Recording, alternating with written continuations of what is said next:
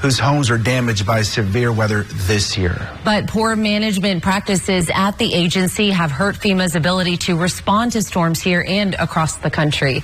Jeremy Portnoy from OpenTheBooks.com joins us now. Good morning, Jeremy.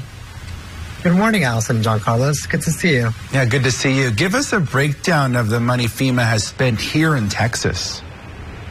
Well, FEMA's approved $740 million so far to help Texas recover from Hurricane Beryl, and then another $250 million for the tornadoes we saw around the state this spring. So that's going to be dispersed between 700,000 different families and businesses. But only 20% of it's been paid out so far. Most of it's just sitting in the bank waiting to be paid out. But either way, it's a lot more than we've seen Texas get in the past. When we had Hurricane Hannah and Laura back in 2020, those both cost less than $50 million. Jeremy, how's that money being dispersed? Are some cities getting more than others? Yeah, it's not as even as you might expect. Travis County hasn't gotten any money yet. Most of the money paid out has gone straight to Houston. The amounts are all over the place. Every family who applied, they got at least $750 if their application was approved, but some are getting as much as $61,000. So in Cook County, the average amount is $4,700. That's the highest average anywhere.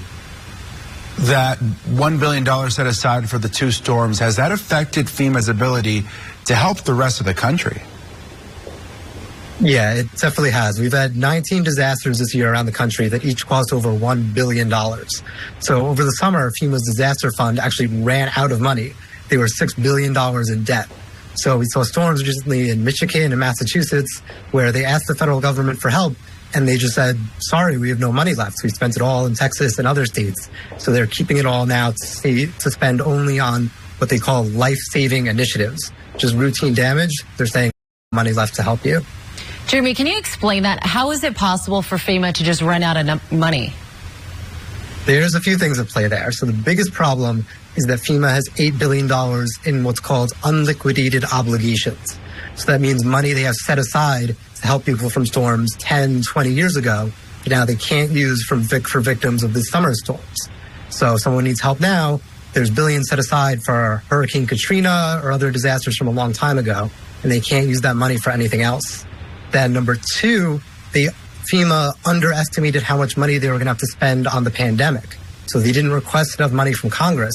Now it's catching up to them, and there's no money left in their fund. Yeah, this conversation just as Helene hit Florida. So always great information you share with us. Thank you so much for chatting with us, Jeremy. Thanks for having me.